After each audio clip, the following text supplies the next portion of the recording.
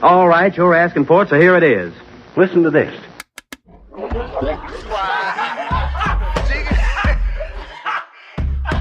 want you folks laughing at we partners pod, kid. You understand? We in here drinking, singing, swinging, all that shit, dog. We sweating, getting wet, and all that. Cool, cause I don't get upset. I kick a hole in the speaker, put a plug, then I jet back to the lab without a mic to grab. Nah, that's cool. That's the intro. That's how the episode gonna start. I thought y'all was Kid and Play. I thought y'all was I got my mind, and if the gang ain't with it, quit it. Just forget it. I'm moving on. They Kit and K. Kit and K. KK. Kit and K. You know, Pittsburgh gotta have Just a two. KK pocket. Just two. All right, welcome to the special episode here live at For the Love of Pittsburgh at the August Wilson Center. I didn't say what this podcast is. You know why? Because I'm having a lot of fun. This is the Drinking Partners, and I'm half of your hosting tandem, Ed Bailey. I'm joined as always with my co-host, Dave Bracey. Say what up to the people. What's good with you people? We are the Drinking Partners, and if you're looking for us, you can find us on epicastnetwork.com/partnerspod. You can find us on iTunes, Stitcher, Libsyn, and Google Play under Drinking Partners. You can find us on IG, Twitter, and Facebook at PartnersPod. Man, you know, I mean, we've been asking you so often, we forgot how many numbers it is. So, yeah, I mean, but we're going to keep asking you, man. Like, hop on iTunes, rate and review. That's how we know what we're doing well. That's how we let others know that we're doing well. And that's how we continue to do well. So please, hop on iTunes, rate and review. And we got to say, as always, in lieu of rates and reviews, we do take shots of Henny. And shout out to the Conways. They came to For the Love of Pittsburgh. They brought the Henny. As always, man, they always show up with something to like save the day. Like they literally be saving the day out. You can't have all these local foods and not have a little Henny in your system. But we excited because then we got a special guest host to keep us. He's going to keep us on message because you know this guy. You see him parading around Pittsburgh in all these nice suits, so he keeps people on message. We got Knowledge in the building. Say what up. Yo, peace. What's going on, family? Okay. I'm glad to see y'all both like in like more casual attire, man. Because I've been running into y'all like, and every time I run into y'all lately, and Ed lately, I feel like he's starting to get into his suits phase. Like, so y'all be having suit offs, and I'm just always in some like some jeans and a dirty tee. So like, that's all good. That's I got somebody that's gonna get grimy with it. You know what I mean? Well, he got the voice. I don't have the voice. Right, he is the voice. Yeah, I mean, he could get on the chat line and pick up women. I can't. I gotta have a nice tailored suit. I gotta be well manicured. Yeah, I can't just my voice. I sound nasty. I'm all nasally on here. Like I got nasally. Yeah, Buzzy got to doctor my voice, man. This is 100-some episodes. You gotta make me sound a little sexier. You gotta chop and screw it. I'll take that. I'll take that. So look, we in the back. We in the green room. So we in the August Wilson Center. I mean, For the Love of Pittsburgh. If y'all don't know, For the Love of Pittsburgh, this it's put on by Farm the Table. Shout out to the Hearts FTT. and whatnot. Shout out to Farm the Table. They do a lot of events to connect communities and build networks. They're always talking about supporting the local scene and whatnot. They've been the big supporters of the podcast. They've had us out here to do this event, and we in the green room of the August Wilson Center. And it's actually green, like it's painted. Yeah, it's literally green. Right. With white cabinetry. This is white cabinetry and a refrigerator. And this is the cool green room, man. I'd love to do a show here to be in this green room. Yeah, do a show in the green room. Yeah, we could do a small little show in the green room. Little 15 VIP seat, like, Shit, we gotta link up with FTT and put that together. We have some fresh corn in the back. Fresh corn. Yo, y'all are just feel like you should man. Fresh corn. Yeah, I feel like you should have a basket of flowers or something. Gotta have something that's grown. grown in Pennsylvania when you do a FTT comedy show. Always. Yeah, or maybe after every punchline you eat like a piece of barley wheat or some shit like that. Yeah, I mean, it's gotta be themed. I don't know, man. Yeah, but we're out here. Shout out to Farm the Table. They're raising funds for a lot of nonprofits in the area that focus on minority initiatives in the community. We've got a few folks that we're going to have on the cast today. Highlight them, and they've raised some money for those folks and get a little bit of exposure. What we do here on the cast. I mean, we try to be a signal boost for those that are doing good stuff. Whatever it is that you're doing. If you're doing it well, then we want to give you a little bit of a little bit of shine. Hey man, we got to definitely shout out to Farm to Table, man. And I'll just say, support local, eat proper. Like that's what I'm getting from this. Like support local, eat proper, man. And we got somebody new to the food chain, new to the city of Pittsburgh. Yeah. It's been in Cleveland though, because Cleveland be first movers. Those shit. That's true. It's been in Cleveland, but we just had some of this tasty Indian food from Choolah, and we have the pleasure of speaking to the head of community, which we're going to figure out what the fuck that means. He's a community head. We got Kit Mueller in the building. Say what up to the people. What's up, fellas? Thanks for having me on. Glad to be here. All right. His intro matched his shoes. Well, that's a stay on. That's a stay on message, brother. You can't be head of community and just be wasting words. You gotta straight to the point. He don't waste no time. He got the slip-ons on. That's how you bring something new to the city. You gotta have that guy. That's right. I ain't got time to tie my shoes. I ain't got time to get into the muck. He's like the white male Olivia Pope. Thank you. All you need is a white trench coat, dog. That's right. Put Choolah on the back with the logo? white trench. Yeah, that'd be dope. So tell us about Choolah, like how it began, how Absolutely. it targeted Pittsburgh. Well, we're excited to be part of this event. Aaron and the whole Hart family do amazing stuff with the Farm to Table movement. Man, they are hard workers. I mean, for real. It's a family-run organization that's definitely made a dent and put Farm to Table on the map in our region, throughout the region. I've known Erin for a long time and working with her on this front for a couple of years. And more to the point, recently, today we're excited to be here to be representing Choolah. It's a Pittsburgh-based company. Our headquarters are in the South Hills, right across the mall. We just opened our first Pittsburgh location in East Liberty, 6114 Center Avenue. So it's a couple doors down from Kelly's. It's at that main intersection where Target is. I like how you said East Liberty and not East End. Because it is East Liberty. It's East Liberty. It's East Liberty. It's East Liberty, man. No matter how much granite you put in those new condos, That's right. It's still East Liberty. For real. Slib. Yeah. So, Slib. Because it's our hometown, we're excited to be from the get working with impactful nonprofits in the region. So Choolah is healthy Indian barbecue. It's responsibly sourced. It's accessible. It's fun. It's affordable.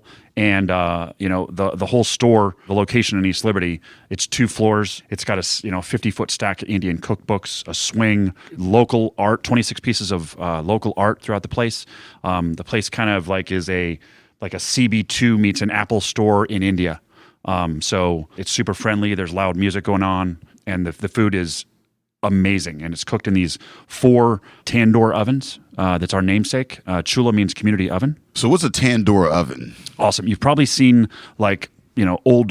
old pictures of clay ovens. Yeah, is where that the community the thing that the witch stuffed Hansel and Gretel into? Like, is it huge? Is it fat? Was that a tandoor? No, that was. I don't know if it was a tandoor, but was it a Kenmore?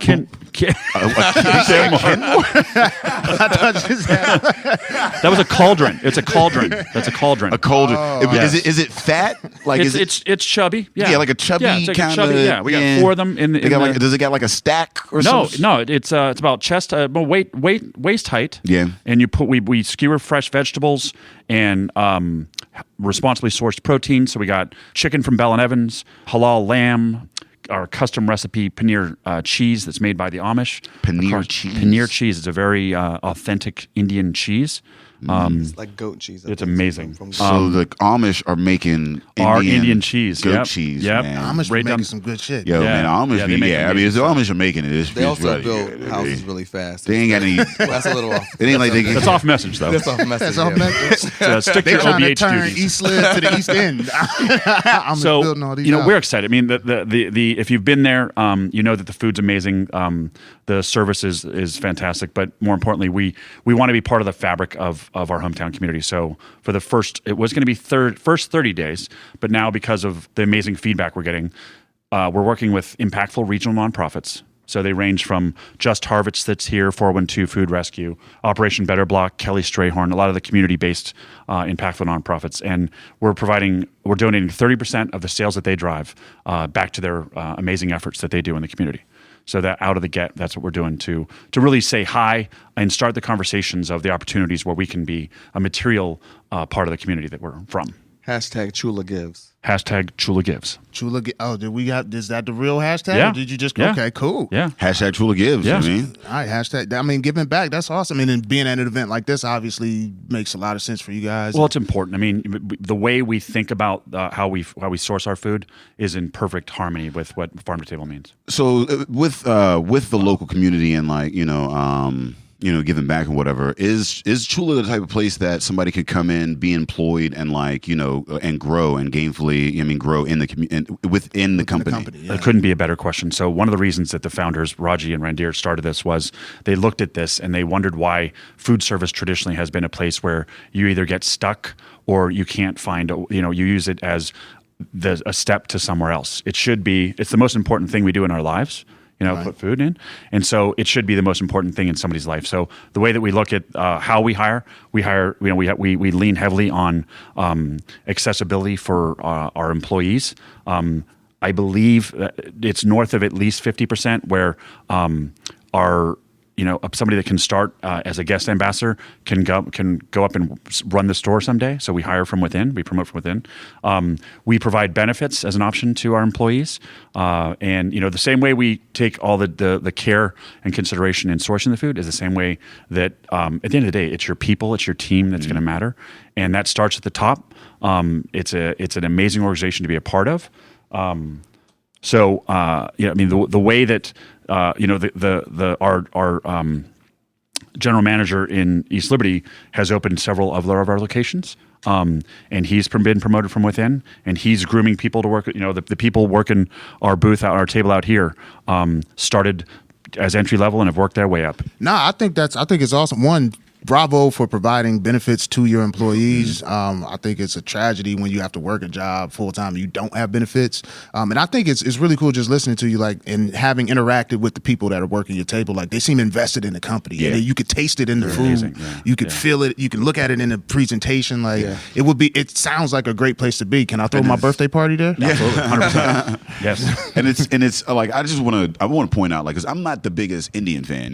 Typically, Well, it's, you got to buffer that statement. Like, Well, I ain't got a buffer it up. I don't like That's Indian okay. food. I don't like Italian food. Like, Well, you didn't say food. You didn't say food. You just said No, you're I not thought the you said biggest Indian Indian fan. I ain't. Oh, yeah. He meant Cleveland Indians. All right, my bad. Well, I don't even know if we still gonna be the Cleveland Indians. Is Choolah like starting a movement to get that? Well, Chief Wahoo is gone now, so that's good. Yeah, that's No, good. and by the way, It needs to be so removed, by the way. up to now, Indian food has not been very accessible, right? The way we typically have experienced it or encountered it is either from a discount, where I'm going to go to a buffet for a low dollar amount and go to town, and probably I know one of the entrees being served, and I'm going to try the rest, and it's dimly lit, and the presentation is it raises questions, and we don't know the sourcing and everything. So we're here to change the whole dynamic of what Indian barbecue means, and so that starts with the way the food is presented, how we source it. The entire kitchen at each Choolah is sort of flipped on its head. So we grill the food right in front of you. Everything's in glass, so you can see everything. You look at our fresh veggies in the fridge. You watch the prep. You watch the cauliflower being chopped, and the peppers being chopped, and they go down the line, and they're carefully grilled. Can I just say something? Please.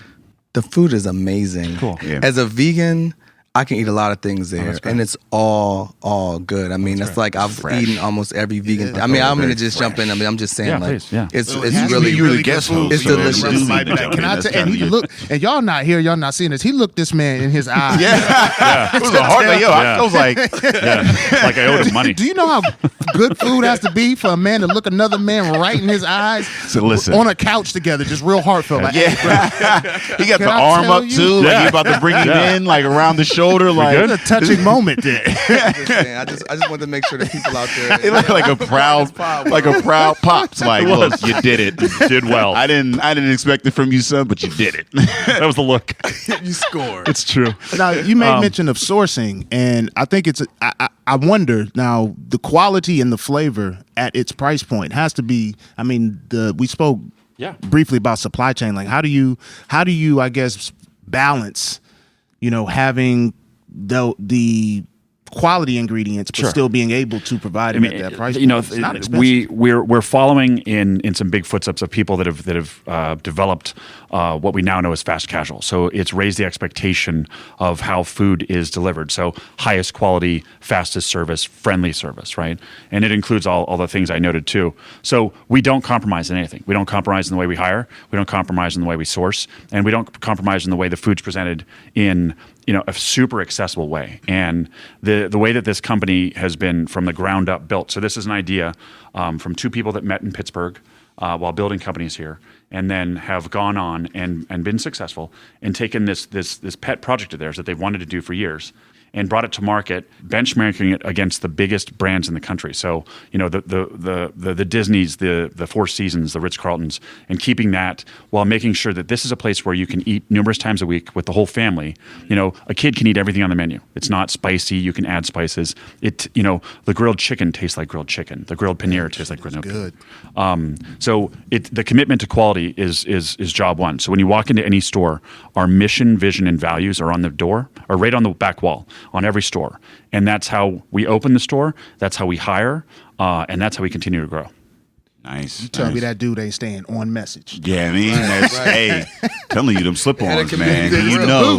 He streamlined his whole life. He's like, oh, I'm ready. I mean, give me your elevator speech, bro. No, I mean, for real. I mean, this is a company that I'm excited to know the people, but I'm more excited every day to brag about it. I mean, basically, I get to when go. It's a good product. Yeah. It's easy to let people know, but you can scream it from the rooftops. It's easy to job. You just taste it and meet the people. Yeah, as soon as I tasted it, I was like, oh yeah, I'm in. I'm in, bro.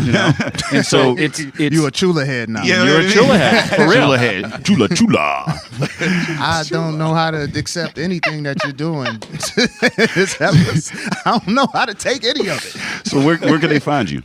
So you can find us in East Liberty at 6114 Center Avenue. It's a couple doors down from Paris 66 and Kelly's, in an amazing neighborhood that has tons of food options. We're glad to be a big flagship in that neighborhood. Online, we're at Choolah Yum. That's 2 O's and 2 A's. And Choolah. And hit us up. If you go and you like it, tag us on your social medias with hashtag Choolah Yum, and we'll look forward to seeing you soon. Hey, Kit, man, we want to thank you for sitting with us. Yeah. Thank you for this food that you brought to this city. Yeah. Because that shit's good as hell. Yeah, I'm glad to hear it, man. That's just good as hell. All right. I don't know how to we're gonna keep it moving. We're gonna bring on another guest. We'll go out there, find out who's out there that wants to talk to us, and we'll be back very shortly. We'll be back after these messages. After these messages, which will just maybe be a quick pause. We're back. Hey. Live at the August Wilson Center. I am Don Lemon. No. Orange shandy, draft meat. Black and black. Yeah, okay. Read that again. Orange shandy, draft meat.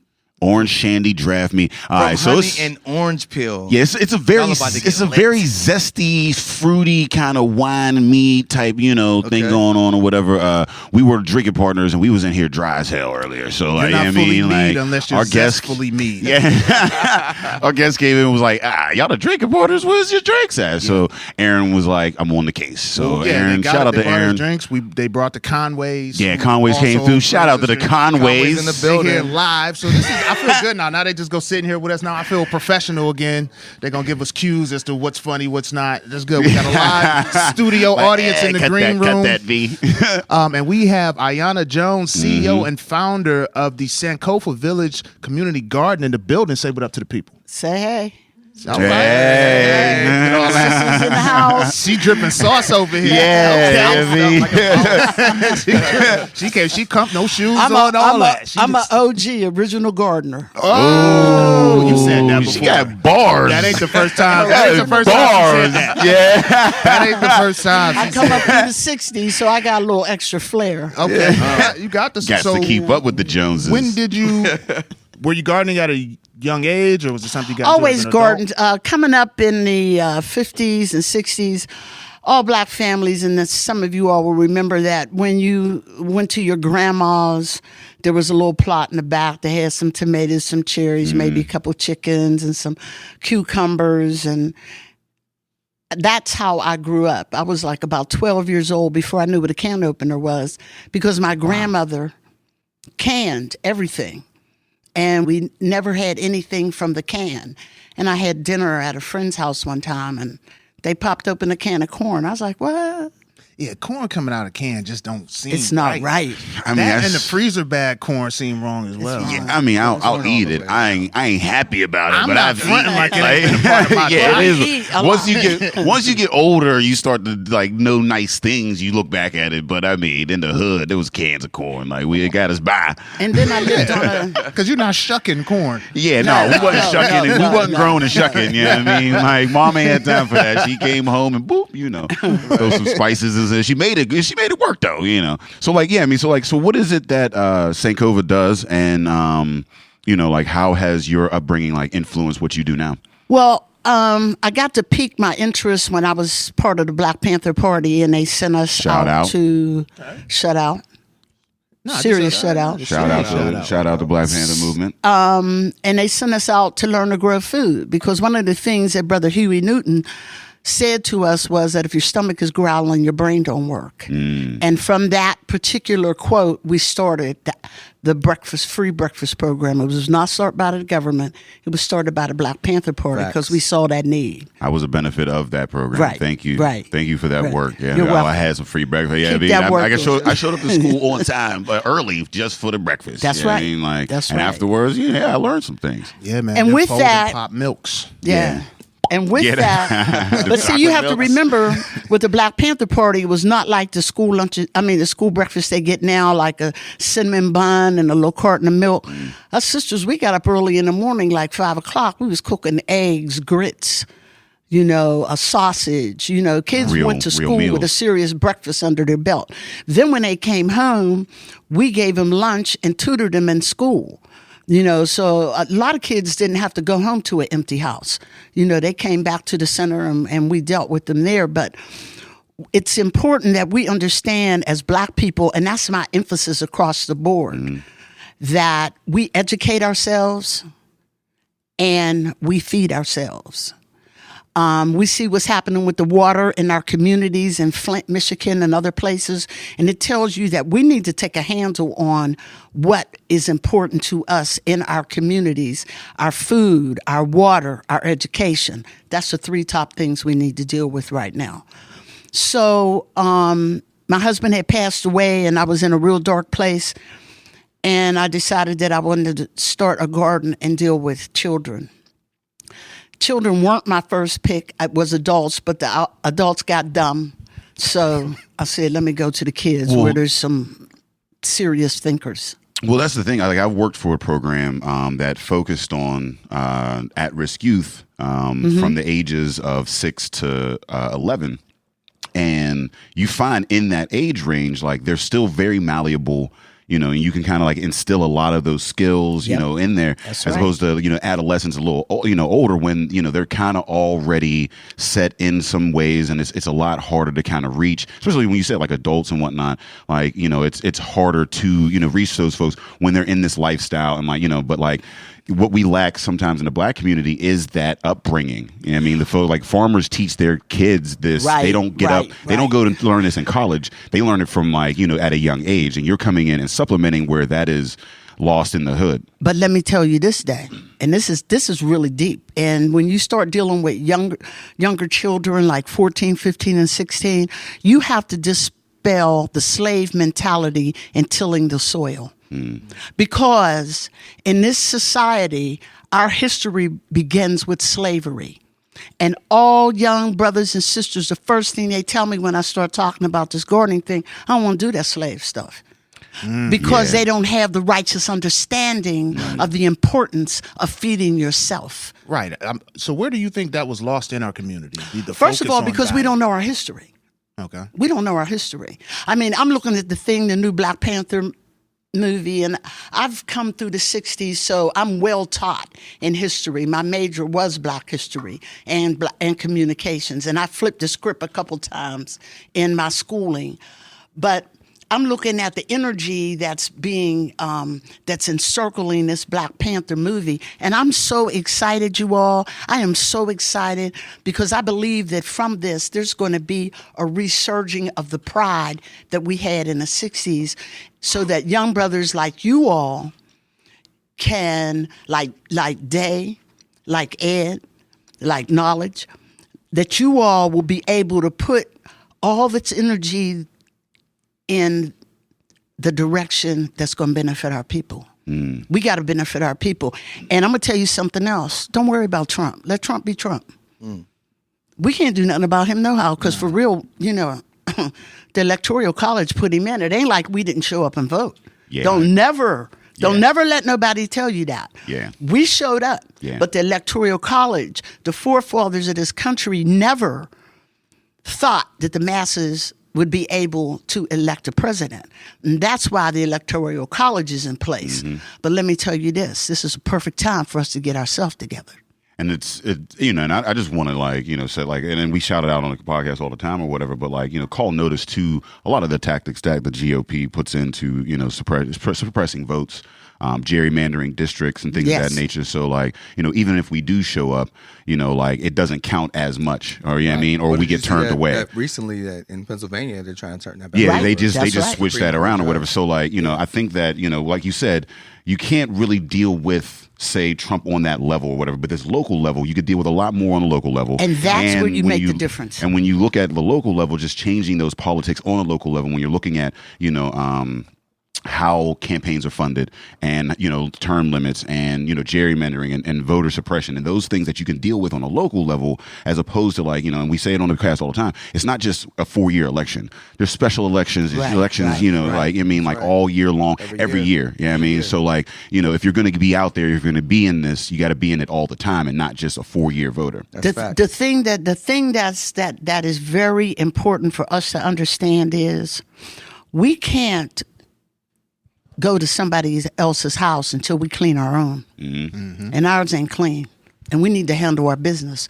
It's up to you, brothers. I'm 70 years old, man. I'm over the hill. I'm doing what I'm doing. But in a minute, and all the brothers I know that's my age is on the couch. They ain't trying to rumble this thing out here. But you guys are rumbling it. And you guys are putting in the work. And you got to make it count. You guys are all we got. What, just because because it's tough, because I'm the type of person that just absorbs all of the bad stuff. I'm always concerned about this right being trampled on and that or whatever. And I'm actually in the middle of a social media break right now because it's a lot, but it's easy to think that we're in the worst times and it's hopeless and you can't get it. And for somebody that has actually been through quite a few battles, what do you see? What is the glimmer of hope that you see now that maybe has helped you get through some things through your end that we can take on to get us through these things now? I love you answering this question, because I was just on Facebook with a brother and we was rumbling this out, and I'm going to tell you what I said to him. Are there more black men in jail or in college? In jail. In college. Is in college. Oh, wow. Well, we have 875,000 in jail. We have 1,525,000 in college right now. The most educated group of people in this country are black women. Back it up. I actually did see a post about that. Yeah. Back it up. And I'm going to tell you why. We are not in some big disparity. We're rumbling. We out here handling business. But the media and the things that surround us are not allowing us to understand where we are, because that's a threat. Yeah, you control just like young black men are a threat. You're the biggest threat that this country has, even though they imitate everything that you do. Your pants, your hat, your attitude, your rap. I was looking at the Grammys. I was like, yo, hold up. Come on. Man. But the most important thing that we have to understand is we have to do the research about black people. And we don't do that. We take somebody else's word. Why would you trust their word when in fact they ain't never told us the truth? That's what I mean. I all the time in history, you got to know your history. If you don't know where you came from, you're just going to keep making the same mistakes. So you got to know your history. And education, that's when you say, these when you look at oppression, the biggest deterrent to the oppression is education. I'm going to tell you something. When I came up during the 60s, there wasn't no government aid. Everything that we did as Panthers, we did on our own. Everything that we did in our community, we did on our own. Stop depending on people who oppress us. Who goes to the oppressor and asks for help? We do. Nobody else does that. We need to come back to who we are. We are the most self-sufficient people in the entire world. We ain't even going to talk about the country. We're going to talk about the world. I mean, listen, I had white friends who came to me and said, oh, my God, what are we going to do? Trump is in office. I said, I don't know what you're going to do, but we're going to be fine. You keep rocking. Yeah. You know? Like, I'm going to do some hair. I'm going to make up for that money that I'm missing. I'm going to do somebody's locks. Yeah. And you're going to jitney. Yeah. You know, and you're going to get your hustle. little hustle together. Yeah, we're going to hustle and we're going to keep these we movements don't kill going. ourselves. You know what I mean? This Like, is not disparity for us. Yeah, when they say like, what was the black community doing? I'm like, you're not in the community. If you're in the community, you know what the black community is doing. We know what we're doing. This brother been around forever. Knowledge be everywhere. Since I know knowledge from back in the day. He got into it when he had a fade. And I remember when he cut his locks off and started growing them again. Oh, I know he's on his second lock journey. He's on his second lap of locks. So, I mean, it's like us, it's like us who constantly grind all the time. This program that I'm doing, listen, let me say, I am proud of how this thing has snowballed. But this is happening all over the country. You got a brother in Drew Taylor up in Kansas City. He got Nile Valley Aquaponics. We got brother Malik Yannick up in Detroit. We got the brother out in California. I stay on Facebook with these brothers. I mean, they raise goats. They hit me up, Ayana, you raised Nubian goats back in the day, blah, blah, blah, blah, blah. And we have these dialogues. We're bringing kids in from all of our communities. Our kids are being, and it's deep, but our kids are being undergroundly educated, and it's fine. How many children have you guys have in the program, or how many? 45. 45 children. And that's as many as we can take right now because we only do a 6 weeks program. But we're taking the house next door to our garden, and we're calling it the George Washington Carver Peanut Butter House, because how many of us know every time you stick that spoon into the peanut butter jar that a black man did that? Black man made peanut butter. They want us to believe that, oh no, the Incas had really had peanut butter at one time and blah, blah. No, they didn't. Don't even give me that. George Washington Carver was a renowned man who was born at the end of slavery and was castrated. You know, let's tell a story. Was castrated because he worked in the Moses plantation in the big house, and all the black men that worked in that house were castrated so they wouldn't have sex with the white woman. Wow. And he went through his life allowing people to believe that he was gay because he did not want people to know that he was castrated.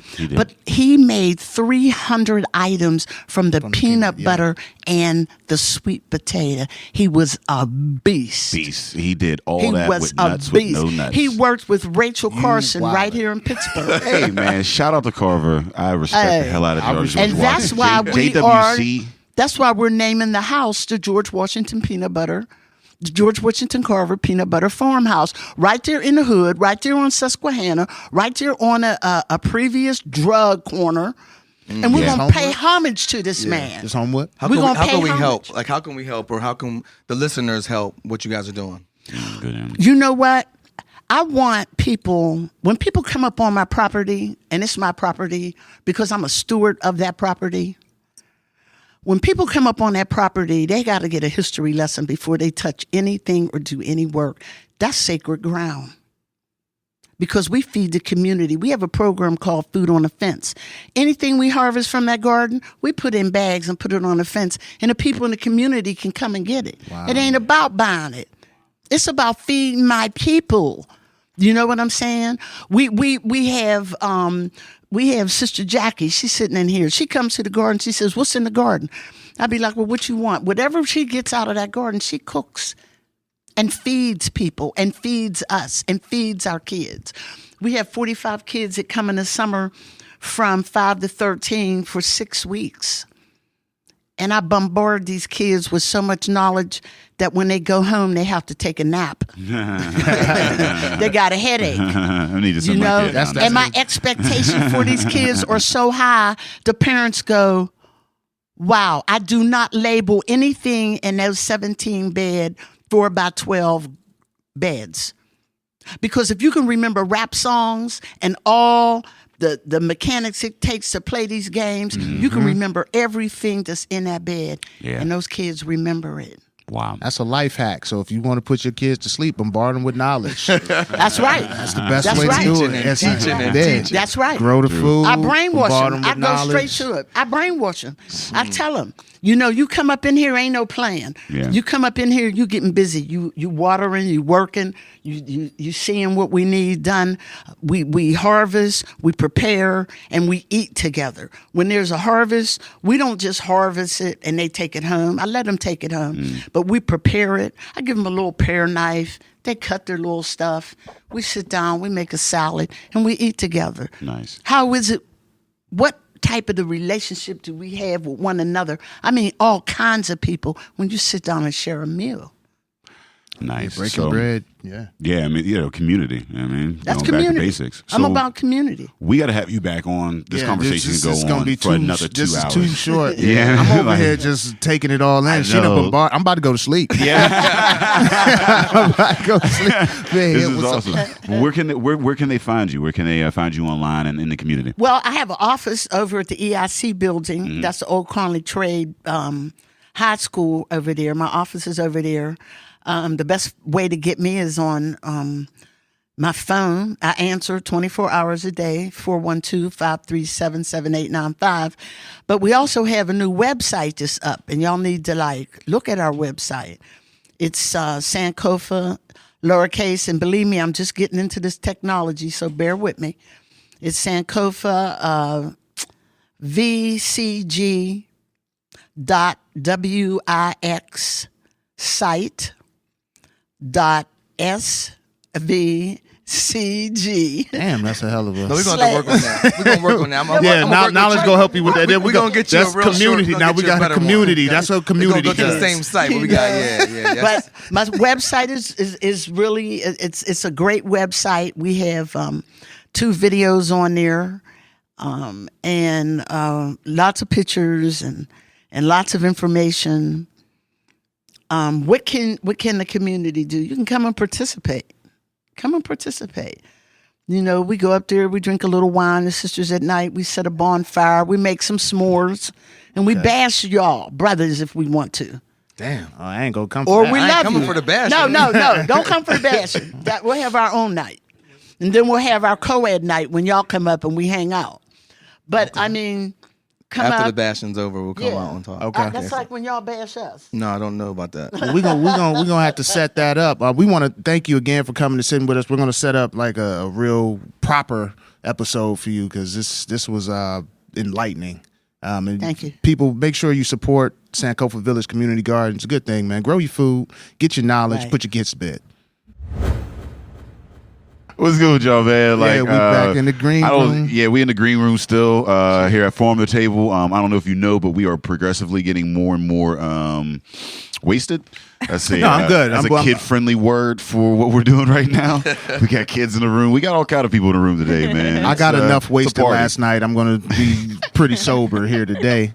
But we are here with Stephanie and Safaa from For Good PGH. All right, I ain't Correct. messing Yeah, that you up. got it. Yeah, say what up to the people. Hi, everyone. This is Stephanie. Hi, this is Safaa.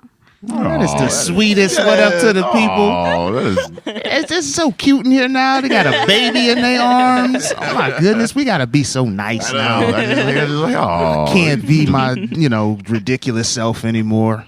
I used a non-curse word. That's how. Yes, you did. know what I mean? You consciously decided Man. not to curse. Thank I you. was pretty good, Thank man. you. I have to give you I am props. amazing. This young baby's bringing good to the world already. He is.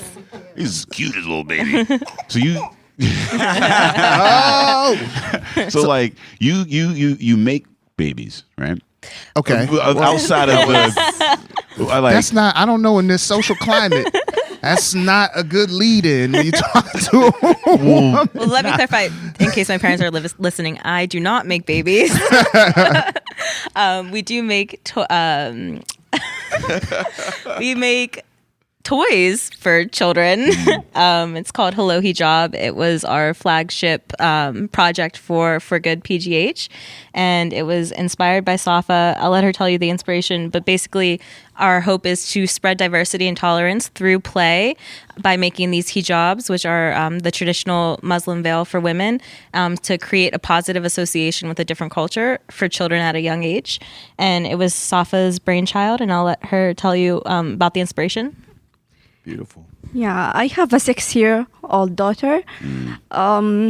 If she chooses to wear hijab, one day I want her to be respected from the other world. It's representation. I mean, that Yes. matters heavily. We don't see a lot of that, you know what I mean, like in the mainstream culture. And unless, you know, we put that effort forward, then it's not going to happen. Yes, and our target is kids. They are not biased. Right. So if they played with it when they're small, they'll be open-minded when they grow up. Wow. Yeah, a lot of biases are taught, you know, and so these kids, like we spoke previously about how at that age they're malleable, as they said. They use this college word, malleable. But yeah, I think it's dope to I guess, I can't think of my word that I want to use, but to promote diversity through play. I've never even thought of that in that way. Like I would like my children to have a diverse group of friends. Yeah, Right. I could have used some black G.I. Joes. You know what I mean? Like, that'd have been a little dope-ish. Like, Right. Yeah. So we want, Muslim girls to see themselves in play, where you're right. Traditional play is very whitewashed, for lack of a better word. That's a perfect word. But in addition to that, we want non-Muslim children to be comfortable, and not just comfortable, but accepting of cultures that they're going to encounter in their everyday life. Too often in the Western world, the only association that people have with Islam is negative stories that they hear on the news, which is just such a small representation, like such a small faction of what the larger community is. So we want to create these touch points that are under positive circumstances. Well, I mean, this is the culture that created algebra. You know what I mean? Like, so, you know, there's a lot of that history. Like, I mean, these were the revolutions, and like, I mean, they brought, you know, civilization into, you know, like modern times, and a lot of that is like forgotten. And it's, you know, we grow up with a lot of European history, and then we'll cover a couple of, I mean, world history. I mean, and then, you know, we're back into it. So, I mean, a lot of those notes, some of those key points are lost in that retelling of the story. And like I said, what you guys are doing is awesome. Like, I akin it to like the Black Panther movie or whatever, and there's this whole thing, you know, like I think that's great, because like I want to see like little white kids like dress up as Black Panther. You know what I mean? Like, you know, for Halloween. It'd be nice like if they emulated, like, just like when I wear Superman t-shirts. You know what I mean? I don't even think about it like, you know, it's just like, oh, it's Superman, it's Batman or whatever. Like, I don't think like, oh man, this is a white dude that I'm trying to emulate or whatever. Like, you know, so it would be nice to have children that said that, like, oh, you know, they're playing with a baby doll and they're not thinking like, oh, well, this is just, you know, like this is a Muslim baby, I can't do that. It's like, oh yeah, this is just another type of a baby doll. And like when you see people, you know, as you grow up, you've seen that, you've been, you know, accustomed to that, and then, you know, it's a little easier. Do the children have like Islamic names like Khadija or is it just hijab that they're playing with? Like, do they have like Islamic also names to understand the cultural diversity? So we don't sell dolls, actually. We sell just the hijabs that we design and make. Nice. And you can be a Muslim without a Muslim name. For sure. Yeah. No, that's facts. Yeah, I'm black without a black name. But so we fashioned the two sizes of the hijab, one for Barbie doll size and one for American Girl doll size. Okay, so it's for the dolls. Yeah, it's but I mean, an American doll, it's an accessory. A Muslim doll can be an American doll. It can, absolutely. Yeah. It's born in Detroit. You know, we did a donation of dolls and hijabs to a refugee camp a few months ago in Greece. And I had ordered the dolls to donate from a Greek website, and I didn't want to just donate the blonde-haired white doll because, you know, it's just cliche and it's not diverse and it's not doesn't adhere to our mission. But the most diverse doll that I could find to donate was a white doll with brown hair. Close.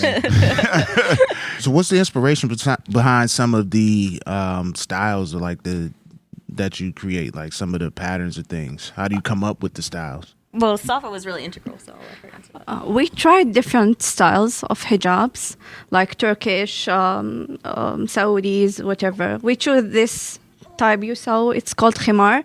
It's the easier thing for kids to play with, without needing to wrap the hijab piece around the doll size. So you guys gonna like go the Nike route at some point and get some like sport, you know what I mean, dips going on now? Can y'all do merch? Can we get some DP? We can give you some to take home if you want to feature alongside the blog. I'll do the podcast and my drinking partners, y'all. They all right with it.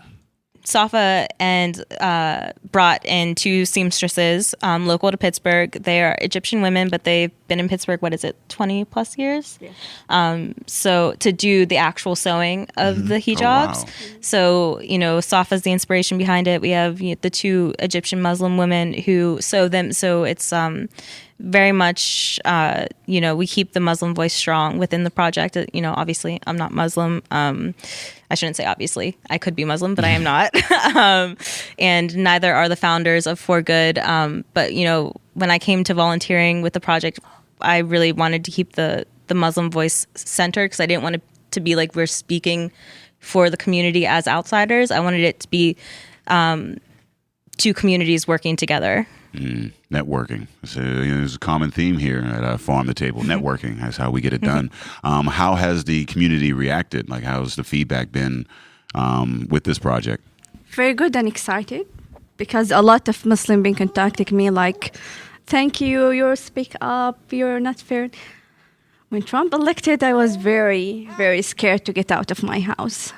Then when I think of my daughter, it's unfair. It's unfair to be treated like people treated me. So this is important for my future and her future and everyone. Yeah, no, it's important for everyone. I mean, like the way you treat the lowest in society is how you. I mean, like that's the standard of your society. You know, so like if they come for a group of people, eventually they're going to be coming for you. And exactly. Like people give up these rights due to fear and all of this. The terror or whatever. But like that's how a society, falls apart. I mean, and we're seeing that. So, I mean, with the work that you guys are doing is amazing. And I appreciate that because I have a daughter and like I love seeing her represented in as many, ways as possible as well. So you guys are doing good work. Thank you. Yeah, I mean, hopefully soon we will see, on the shelf at a Toys R Us, we'll see a doll with the hijab on. I'm thinking of this Blackish episode when they were shopping for the doll. Show. That was, I'm just thinking about that. But I think it's important, like, to be able to have all this diversity represented to these children. Like, if you can strike it with these children, that next generation, it'll be innate. So then we'll get away from all this that we're dealing with now. So. I applaud you all for what you're doing. Yeah, F Trump. I mean, that's about it. As clean at some point in this get. episode, it was going to come out. Yeah, I mean, that's as clean as I'm going to say it. But yeah, I mean, F him. And I hope that he doesn't last too long. And if he does, then, we just got to bond. Words. We don't want to put hatred in this little man's heart. I'm trying to speak. I'm about to start spelling out words like F you, Trump. Like, I don't think he can read yet. But we appreciate what you guys are doing for the community. Thank you. What are you? Where can they find you? Yeah. So our website is forgoodpgh.org. You'll find on there it linked to all of our social media. So Facebook, also found us on For Good PGH on Facebook, Instagram. So we do like to share not only things that we do on Facebook and Instagram, but we just like to share good stories, positive stories of impact. For example, that story about the Dallas school that asked the fathers to show up for that breakfast. So if you come to our Facebook page, you're going to get a dose of just good hearted stories every day. Well, we need some positivity on the internet, so we appreciate that. Yeah, we appreciate y'all coming through. Again, we have to work on our dismount. We normally don't have a parade of guests, but we're having such meaningful conversation now. I feel like I want to go change my life. I want to go do something positive, but I'm also drinking mead. I'm drinking mead though, so I'm still me. Drinking mead. I feel like I gotta be a better person. Like y'all sitting there, I'm like, damn, I gotta be a better person. Well, you're giving us a platform, so you're doing your part. Well, thank you. You made me feel good about myself. All right, so we're back, and we got Alexander Payton here from Cherish Creamery. Say what up to the people. How you doing? All right, so you are the guy with the goat cheese. Like, that's what everybody says. Yeah, that's what happens when you have goat cheese. You become the cheese guys back home. That's what happens when you're the black dude with the goat cheese. Yeah, well, we're going to have to bring that up. I mean, there's not a lot of black people like got the goat cheese. Yeah, I mean, there might be some black folks with cheese. Right? Yeah, I mean, cheese. With cheese. But I mean, if it's black and you got the goat with cheese. Where's my cheese at, motherfucker? So how did this come about? Well, it started. I just recently became a partner of Cherish Creamery with Paula Kenzowick. So she was raised on a dairy farm, but she actually had no clue about goats either. So it really just kind of like 5 years ago, the opportunity came up, and we've just been hustling with it. You know, like it's just like, how do we make this next type of cheese? And we've been moving, bringing new people in, and finding new markets for it, and also just really, introducing and educating people about goat cheese because they don't really know too much about it. I don't know a damn thing about goat cheese. The goat that makes it the goat cheese. You know what I mean? Like, why can I make the same cheese out of a cow? You can, but you also have there's like a unique flavor to goat cheese. Exactly. What is that? It's you have the lactose molecules are a little bit bigger, and then you also don't have the casein issues that you will get with milk allergy. People who have milk allergies are lactose intolerant. So it's a whole different type of market, and then especially people who are looking for alternative milk, So if you're lactose intolerant, you can still drink goat cheese. You can drink goat milk and goat cheese. We have a lot of people who come up and tell me like they couldn't breastfeed. They use raw goat's milk to I'm take not care of gonna the eat kids. cereal with goat milk. Yeah, I mean, You should try it. It's pretty good. Really? Yeah, it's So pretty wait, good. is it going to have that same funk? Because that's when I think of goat cheese. It depends on what kind of cheese, what kind of goat it is. Like there are some funky goats out there. Like it depends on how you take care of your goats. Like you'll get a real funky goat cheese. Didn't we just hear about a Nubian I goat? like a funky goat. Though. Didn't Ayana just say a Nubian goat? A Nubian goat. She What did say- Nubian? What is Nubian that? goat. Do you It's milk like the Nubian goats? Yeah, it has like this big, real like they call it a Roman nose, right? But it has like real flappy ears. But that's the premier when it comes to goat milks. Types of goats. That's the one you want. That's the one you want. Yeah, that definitely. Nubian. The Don't they make foundation. weave? Yeah. Isn't it a Nubian weave or something? No, I'm I thinking think something. Nubian weave is like You don't. Nah, That's a it's brand. just It's a brand. Nubian Nubian, is several that's what steps I'm above Yaki, I believe. Like kinky curly type of thing. I think Brazilian is technically like the top. I think bag. Brazilian is. Yeah, or I something think like that. 'cause I think the Brazilian be costing them like hundreds of dollars. Oh, the like, Brazilian. Wife, you come home with some Brazilian, y'all got to sit down and talk about finances. Like, so do we have this money? Talk about the Brazilian. So 5 years ago, you're presented with the opportunity to be a partner in the creamery, but you were already dealing with. Actually, I got into just like coming into Pennsylvania when it comes to herbal, not other herbal, but like just I mean, we ain't mad. just like teas and tinctures and whatnot. So I wanted to be because I'm from DC originally. This is the DC area, Montgomery County. You don't really. No, it's okay. I wasn't going. Yeah, I know how y'all do. I know how y'all do. You know how it is, right? You go to college. When you in college, everybody say DC, but then the people within that DC community will ask you where, and they're like, he ain't really from PG County. On the highway. Right. Did you used to beat your feet? No, that definitely I wasn't a beater. No, was that a go-go term? Yeah, that's what the go-go. I love the go-go, man. Shout out to Gold Link, man. He out there doing like Definitely. big things. You know what I mean? Wale and the crew. Yeah. I like the go-go. Scott Brown. I mean, So transitioning from tea to It's because Transitioning from go-go music to goat cheese. Like, how did you get from go-go music to goat cheese? Like, well, I mean, it was an opportunity because I was looking to figure out how to start a business, right? And I've been reading the books, and I want to do a cooperative, and I did a lot of mentorship back in the area, especially coming from my college at Bowie State University.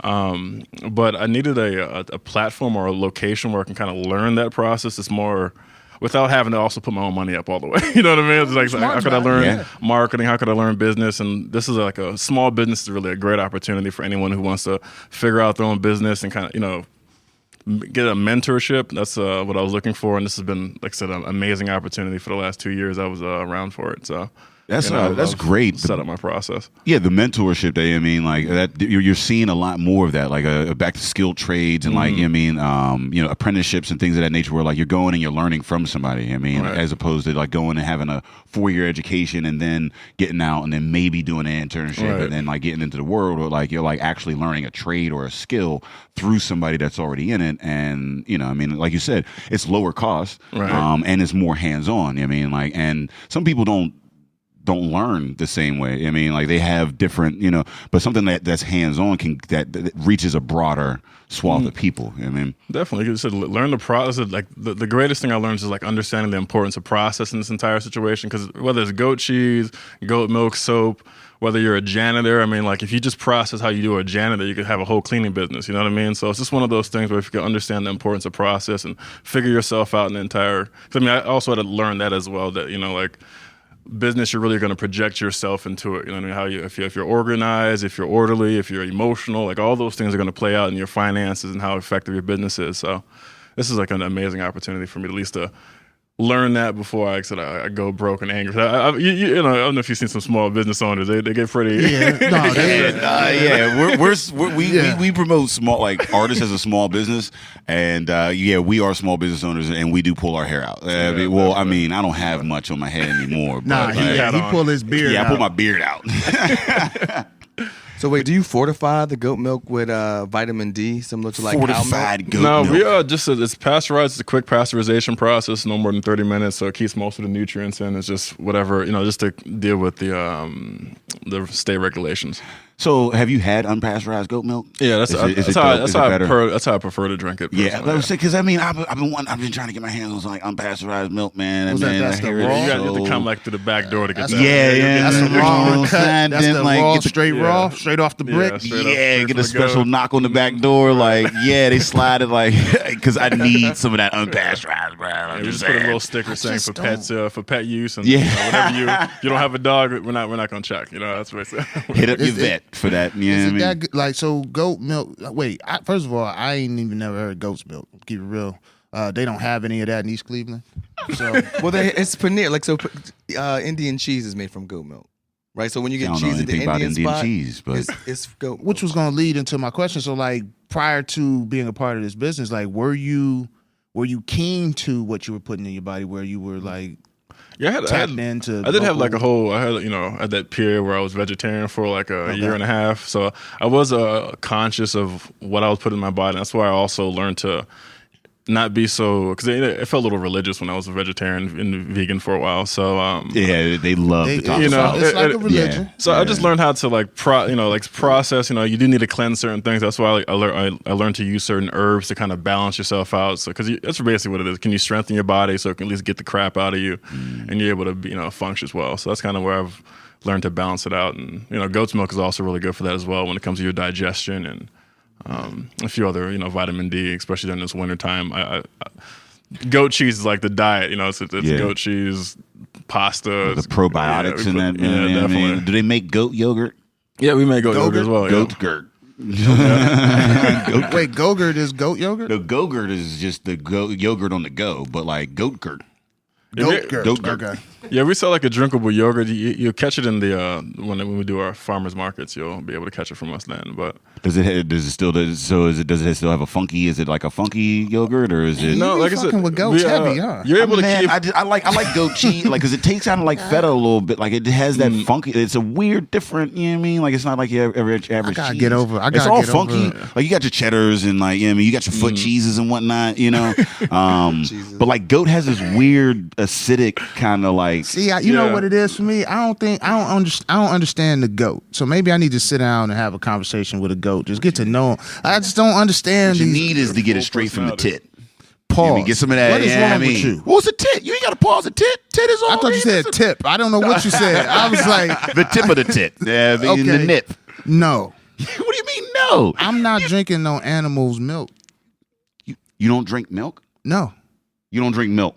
No. You don't eat cheese? Answering the same question twice. That don't make sense. You don't drink milk. Are you lactose intolerant? No, I don't drink milk. like a motherfucker. Like I just don't. You eat cheese? You eat dairy products? You do? I do eat dairy products. Well, then you fuck with goat shit. I don't fuck with goat You shit. fuck with the shit that comes out of nipples.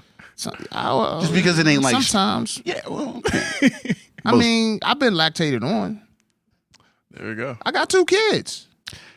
That makes sense. That actually, the party don't stop. That's the most sensible answer. So I got that number too. Yeah, that is the most sensible follow. Like, the fuck you mean? You've been like, oh, okay, yeah. That makes okay. So I'm kind of a hypocrite though. So you've been lactated on by an animal. Granted, they go maybe into your mouth. Okay, chill. From the tit. I'm trying because I'm trying to get over my goat hurdle here because I just don't understand how goats are making cheese and milk. Like I don't know that animal. You can make rat cheese. If it lactates, if it's a mammal, you can milk it. A rat is Yeah, not a you wanna mammal, do it though. all the way. A rat is a mammal. A rat's a mammal? Yeah, rat is a mammal like a motherfucker. A rat is a rat. Cats, I whatever. thought it was it's a a rat. rodent. A rodent's a mammal. Oh, yeah, I If guess they it breathes milk air. the motherfuckers, if they thanks, feed knowledge. babies, you can make some motherfucking cheese out that shit. Now, how good it's going to be, I don't know. Why don't they make cheeses out of other animals? Sometimes there's like a what's the chemical? Like there's like the fat content's a little bit different, so like you'll be wasting most of the milk. Like even in comparison, goat's milk to cow's milk, you'll get less yield from a goat in the first place, but then the milk itself yields less cheese when you go through the process. So is goat's milk like is it 1%, 2% whole goat? It's a whole goat. It's just like there's less fat in goat's milk than there is in cow's milk, and then it's I'm saying if you go to get goat's milk, It's 100% goat. Yeah, you're not They ain't gonna mixing it with yeah, other no one's. shit. Yeah, That's not how milk. No, I mean I don't know what. You're Well, not gonna listen, I'm find trying to learn 2% about this No milk. milk So mingling. you go to the store, you could get 2% milk, you can get whole milk. Oh, It's is just there- all goat milk. It's not that big of a market where like, people are breaking it down. to Yeah. Oh, I so, need my yeah. skim goat milk. Like, Yeah, you know what I mean? I'm just saying, you all into it. You walking down the street, everybody, that's the motherfucker with the goat cheese. There's a market somewhere for Maybe it. in another country, like in other countries, like they like their goat milk a little bit more goatier as well. I mean, Oh, you can What? get goatier What's goat that milk. mean? That is like wow, outside there's of levels to this America, shit. it's a little different. I want the goatiest goat milk. That's the goat of goats. We've I had people guess. complain about that. They're like, The it's not greatest goaty of all enough. time milk. I want the thing. goat of goat milk. Yeah, I think that was where funny. I That think was- the problem is because I'm really working through some things over here. Like y'all, if y'all listen, I'm working through some because every time I think goat, I visualize a sheep, and I just don't understand. They close. They are They got, close, like, yeah, but I you don't mean- see any goats. I grew up in Cleveland. There were no goats, not even at the zoo. Yeah, there wasn't any goats No. around where I was at either. I mean, None. like, that's not a thing, but I still suck a tit, man. I will suck a tit. Why goat does it tit. have to go Because there? man, if I'm eating this cheese, I'm getting all this great shit I would from it, use man. your I'll take it hand. straight from the source. They Oh, you will take it with kick your you. hand? They may hit you. Yeah. They may kick back. Yeah, no means no. You Yeah. can't just We go have a start goat named sucking Kung random Fu. Kung Fu titties. kicks back. Sucking random tits. You ain't even treat this goat to a meal or nothing. You gotta put a bucket of grass. Yeah, I mean, it's a cheap thing. Slide some good grass with a little bit of dandelion. Got some tulips for you. Yeah, splurged on you. Pick these from the good clips. Word. So where can they find you? We can find us at Cherish Creamery on Facebook, and then you could say if you want to come by the farm, we're over in Reynoldsville, PA. And you said just you'll find Google us and all the information's right there and all as well. Nah, well, thank you for coming. We working on our dismounts here because day keeps Why leaving. not? But this was informative for me. I know Right. I'm gonna look into this goat stuff and see what the hoopla is about. Right. What would you suggest someone just getting in the goat? Yeah, I mean, I think you first have to try it. Like say, go out there. There's going to be a few, like we're going to be at farmers markets. Sample it, give it a chance, and then after that, let's let it lead you because it's not for everyone. I mean, it is an alternative product, and people do have different taste buds in which sometimes the goatiness blows up. But I mean, it's a great product. It's good for you. So if you are also someone who may be lactose intolerant and you're looking for a milk product to use, goat milk may be really nice for you. All right. Which farmers markets like? We do Squirrel Hill. We do the Mount Lebanon. We do Phipps. We do what's the East Liberty. Oh, you do the market over there in the parking lot behind Midas? Why do they use that parking lot? Yeah, and you need to bring a bathroom closer too. Because you have to walk all the way to McDonald's. It's ridiculous. Bathroom closer. Right. That's I'm not trying to go into Midas to use the bathroom. Dude's got all oil on the seat and all that. This is whatever. But yeah, any other farmers markets? And then we do the big I just forgot the name of the. There you go, Ligonier. There you go. Okay, Ligonier. Ligonier Country Market. All right, well, check out Cherish Creamery. Thank you for stopping in with us. I'm gonna go try some of that goat cheese. Please do. I will leave my remarks on the internet. Nice. And so we are packing up, so get there quick. Okay. He gave me the all right, bro. I'm the last customer. Yeah. I'm that 5 minutes before close. Yeah. All right, all right. Abort. We out of here. Thank you. Thanks, bro. Peace. All right, we're back with. I'm gonna mess up your name, so we're gonna try this again. Robert Havgar. Yes. Okay. All right, we're back with Robert Havgar from Snake Guys Pepper. Say what up to the people. What's up? You got a lot of pep to you. There's a lot of pep. There's a lot of pep to you. Yeah, well, if you're dealing with spicy pretzels, and you're gonna always be on 10. I like that. Yeah. So tell us about Snake Guys. Well, I make gourmet pepper blends. I started a year ago, so I'm just in my first year of business. And those pepper blends range from a 3 to 10 out of a 12. Well, when you say you started a year ago, you don't really mean you started because you've been doing this for a while now. Well, I've been doing the pepper blends for me, family, friends, for a number of years. Oh, yeah. That ain't something you just like whip up like accidentally. I mean, like I remember I had accidentally put some ketchup into some mustard and I was like, I found something. You know what I mean? Like, this isn't that. What? That's right. That's now, right. Why can you say foolish shit like that? It ain't you always foolish. calling me Have you ever mixed your ketchup in your mustard? Yeah, on every hamburger I've eaten. Right. Yeah, it's delicious. I thought I was doing something. You know what I mean? That's something you would expect. If you'd only been doing the things for a year, that's something you would expect. But this ain't no year type shit. This is some shit that has been going on for a while. Let's say 10 years. Nice. That's a flavor profile of about 10 years. You want to know the beginning? Yeah, tell me about that. My sister gives me a bottle of pepper, and it sat with my other spices. And so probably after a year or two, I figured, let me try this stuff. And it actually brought my food to the level of heat that I was enjoying, which I love Cajun food. Yeah. And I lived in Texas for a few years. Oh, so you know like the real shit. You don't, I mean, you don't be hanging around with like the northern crawfish, Cajun and that, like it's just blackened seasoned salt. redfish, blackened tuna, all that kind of stuff. So anyways, I like the spice. Yeah. And so this was my start. And then I would take my end of my gardens every year, and I would dry those peppers and then put them into the blends. So you grew your own peppers, dried them motherfuckers out, and then, made something delicious. Silly question. What's a pepper blend? Pepper blend is when you take more than one pepper and you blend it together. So it's just exactly what it is? I mean, yes. That's exactly what it is. Exactly what it is. So like, it's not a style of food. Maybe it is like something that you would season. Like it's just a pepper that you blend. Yeah. Yep. So my blends start with 8 different peppers. And they go all the way up to 12, 13 different peppers. Okay, so it's about flavor. It's not just about the heat. Yeah, because sometimes you get a lot of heat, but it don't taste like nothing. I mean, you're so numb and whatever. But like I like just this Carolina Reaper that you have here, year 10. I like it because it's very spicy, but you get all that flavor on the front end of it before the heat kicks in. You see what I'm saying? Which one was the 10? That's the Creeper Okay, Reaper. that's I'm fucked up over here. Yeah, that's the one. I'm not taking another one. I can't. No, I didn't know. I thought it was the 7. I was gonna try to incrementally grow. No, I didn't. I jumped from 3 to 10. Yeah. Man. And it creeped up on you, didn't it? No, it hit me hard. It was like, we here. Like it was just, What up? Yeah, he did. Yeah, I did get the flavor, and then it was like, we spicy. Yeah, so it's not just about the spice, though. I do them seasoned. Mm-hmm. So you have the garlic dill, garlic ranch, or rosemary ranch Romano. And I do some special orders, which are taco and Thai curry. So 3 of those flavors are actually vegan. There we go. Yeah. Now we're talking. And because not everyone can handle the milk. That's right. Yeah, we're talking about milk, man. Well, it was a whole thing. But shout out to the vegans. I keep forgetting Knowledge is a vegan, man. No, he done brought vegan to this episode. He's not one of like the religious vegans that be like on your back about it all the time. He'd be like, I'm eating shit. That's cool. Good food. Oh, everyone sinned.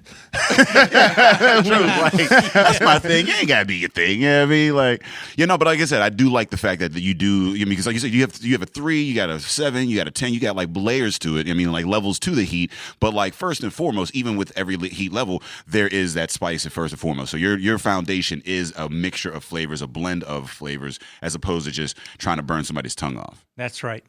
Yep. So what do you when thinking of a blend? What are you shooting for? How do you know what sort of flavor you're looking for with pepper? Well, it's an experience, and it's also the knowledge of the peppers. Okay. You learn, and you know your Scoville scales, and you know what peppers have a lot of flavor. Scoville.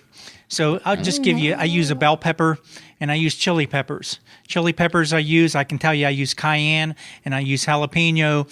And I use a few others, which I'm not going to divulge. No, but the natural ingredients. Some other peppers. The more you can imagine, some people say they cook with just cayenne, and I say, well, if you have a blend with 7 more peppers, aren't you going to get more flavor out of that? Yeah, and the answer is obvious. Hell yeah. Yes. Yeah. Yeah.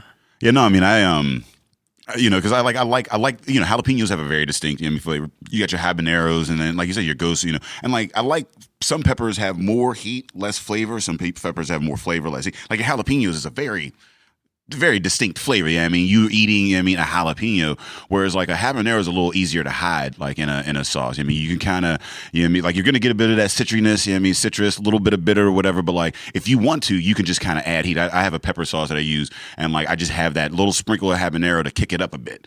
In the back end. Whereas if I put a jalapeno in there, it would change the flavor profile a little too much. So it would throw it off. So why pretzels instead of like wings or turkey? I mean, people don't do turkey. This is a product I made so that I could have something to table with. Okay. So when I'm tabling like at this event, now I have a product that I can say, this is my level 3, this is my level 7, this is my level 10. And in October of 2016, the pretzel was only designed for that reason, but they're so delicious that I started to package those. So today, the pretzels are #1 product. Wow. And that's where the pretzels are going to get me out of mainstream, I believe. So the pretzels, I'm assuming, allow you to get a lot more of that flavor, though. Like when you're trying, like I tasted the pepper. I didn't taste pretzel. I tasted all pepper, and it was good. So I guess that's why I didn't never know you put pepper on pretzels. Pretzels are a nice base. To to accentuate the flavors and whatnot. I like chicken. Well, you have to chew a pretzel for a long time too. like shit. It's just chicken. So you're chewing, you're getting all those flavors. Yeah, that makes sense. Yeah, I was using popcorn at first, but I was using air pop popcorn, which is nice. Popcorn, but I was allowing people to sprinkle it on in the little cup. I was seeing too much waste. Yeah. So I went to the pretzel, and so I have less waste here, and I have a product that I'm really happy with. But popcorn is a given. Yeah. There's so many things that you can put a pepper blend on. Again, we were talking about the Cherish farms with the cheeses, BL sour cream. Thinking of maybe approaching them with their French onion and saying, "Let's do a spicy. Let's put my logo on your product." You're living in 3018 right now, bro. Sour cream. Everything. Just bring that heat up. Sour cream creeper reaper sauce. Because you would throw that on a taco. Throw that on your taco, bro. I guess. Yeah. Some yeah, pepper, maybe. Man. That's creative. Like the chili. Making a chili and spicing it up. We were talking about it earlier. Spicing it up with the chili instead of making it spicy for everybody. You could just add a little bit on at the back end. Exactly. You take my blend. You take the habanero, for instance, which is a level 7. You sprinkle it on there because that's the right value for you. Whereas the other person wants to take the Reaper because they want their chili to be hot. Yeah. But now you make the one version of chili that the whole family can eat. Well, see, and this is a very baggable type spice, right? You go to somebody's house, they serving you some bland bullshit. You'd be like, "That's cool. I do the little sprinkle." You can't do that. You cannot do that. You can't. You can't go to somebody's house and be seasoning their food. It's like you have hot sauce in your bag. You can't do it in front of them. You can't do that. Somebody's house seasoning their food. You just slyly do a little quick dusting on your quick shake. Like you got some in your pocket, just you know how you put it the when it's real trash, you put it like plate top down. You kind of had it instead of putting it top down in the garbage. How about you do a little shaky on the slide? And you fucking it up now. Now your chili. When you're the snake guy, you're expected to go to somebody's house and pull that out of your pocket and put it on there. You know what I mean? Because that's what snakes do. I mean, they sneak up and bite you. You see what I'm saying? They ain't all out there in the open. You know, when you in a house and you got some bland ass food, pull out that snake, sneak up and bite that motherfucking food right in the fucking tongue. Yeah, right in the palate. Yeah, that's pretty slick. And you can also add some for everybody else because they all know it's bland. Yeah, I mean, they'd be like, "Yo, what is you doing over there? You know your shit's bland. You enjoying that asparagus? Pale, you know You got a little bit, a little sprinkle of this. motherfucker. Yeah, you fucking them carrot sticks up. What's y'all up? can't. You guys are never invited to dinner. I wish you would. Do you know how disrespected you feel if somebody pull out some? Not even just pull out regular pepper. They bring out some specialty pepper blend to my. You brought a pepper blend to my dinner. Yo, you got to take that. You didn't trust if me you're at the all. type of house that I'm bringing my pepper blend to, you just got to take that on the chin. Like, bro, it's just it is what it is. You are who you are. Put a little Get bit some of of this pepper hummus, in your life. like, you know. Oh, it's great in hummus. hummus? Oh yeah. Yeah. Oh yeah. I ain't no hummus guy. Yeah. So y'all. Yeah, You don't know I what ain't you're no missing hummus there, guy, boss. man. So, you know, like you were saying, like, I mean, because we're always talking about networking, and again, we're here at Farm to Table, and it's all about networking here. And like you said, you know, you were just kind of coming out, getting your word out there. You were using this just as a tool to kind of like, you know, get people acclimated to your brand, and now it has become your number one seller.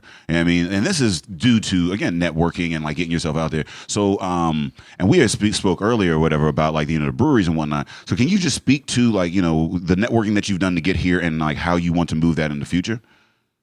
Sure. Yeah, I mean, I'm doing events every weekend, so that's my networking. I happen to know a lot of people. I do a lot of volunteering. So throughout my life and the people that I'm meeting, it's always networking opportunities. Of course, we have Instagram, we have Twitter, we have Facebook.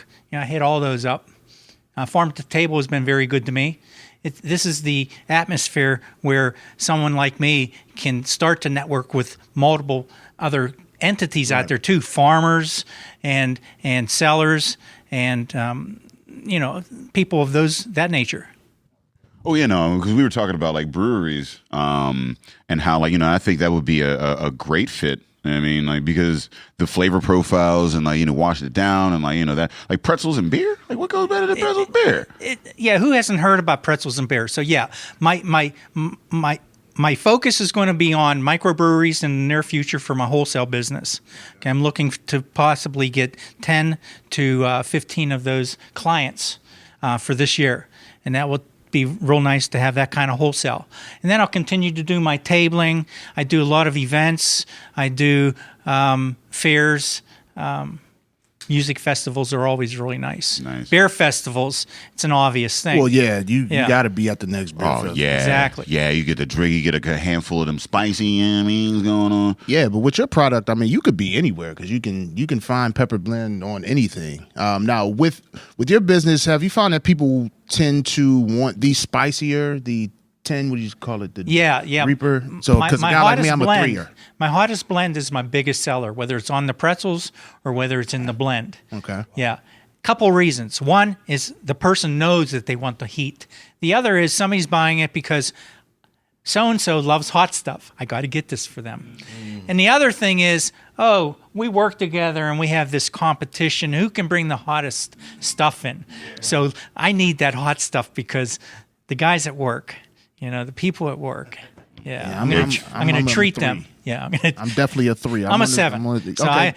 You still too hot I make a 10. Me, it's not for me. I'm a fan of the 10. And if you are looking for a good gift for that person that loves a good 10, this is a great 10 to, I mean, put in front of them, man. I'm still feeling that 10. My eyes watered. I didn't feel good about crying in front of y'all. I enjoyed it greatly. I wanted more. Like, I mean, tell them where they can find you. All right, so I'm online at snakeeyespepper.com or justrightspice.com, and I'm at 52nd Street Market, East End Breweries, the Wheel Mill, which is in Shout out to Scott. Wheel Mill Indoor Bicycle Park in the Homewood area, and I'm also at the OTBs, which one is at the Boathouse in North Park, and the other is on 26th Street in Southside.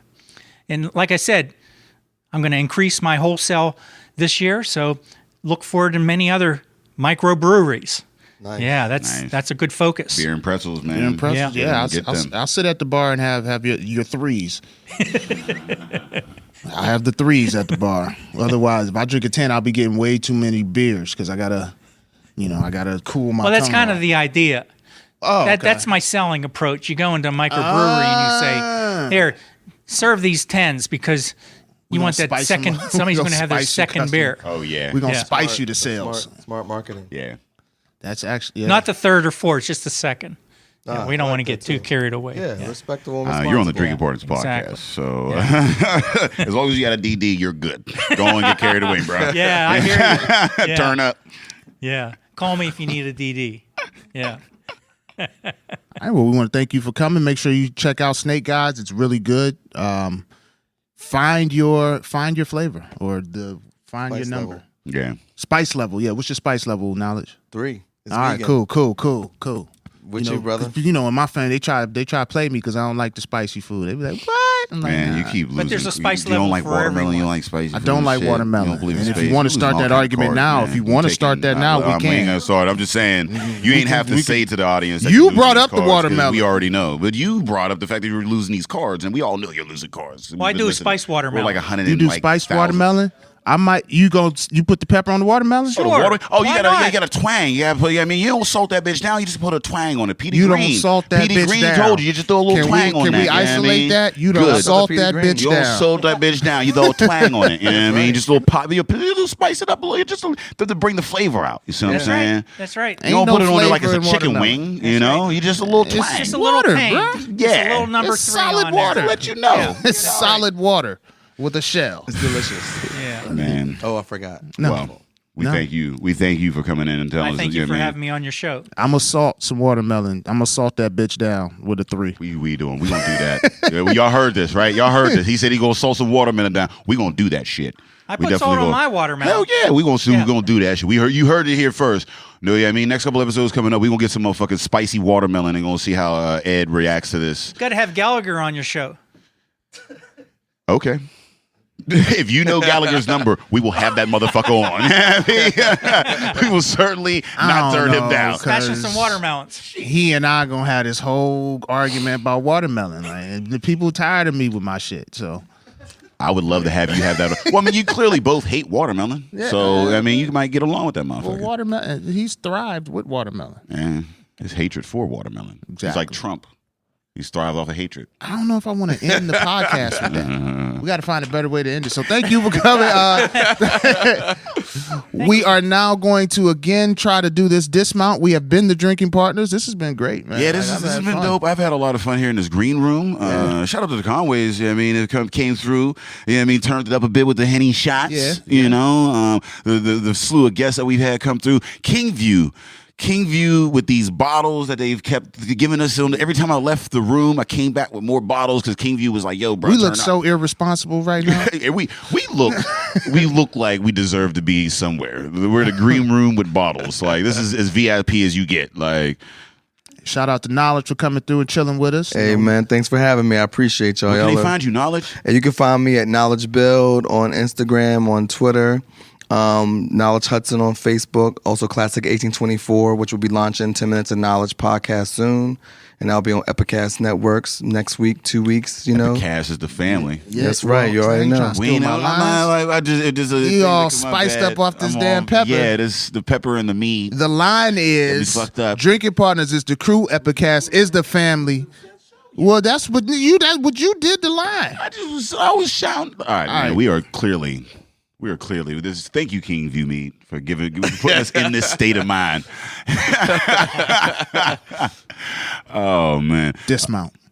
Yeah, we gotta get this dismount at some point. Well, dude, I'm just gonna put the mic down. If you're looking for us, you can find us on epicastnetwork.com/Drinking Partners. You can find us on iTunes, Stitcher, Libsyn, and Google Play. Under Drinking Partners, you can find us on IG, Twitter, and Facebook at PartnersPod. Hey, we want to thank Farm to Table for having us again. Shout out to the Hearts. For the love of Pittsburgh. It has been a great time. We want to thank all of our guests, thank Knowledge, Buzzy in the building, the Conways for coming through, always being as supportive as you've been. And Drinking Partners is the crew, Epicast is the family, and we out of here. Peace.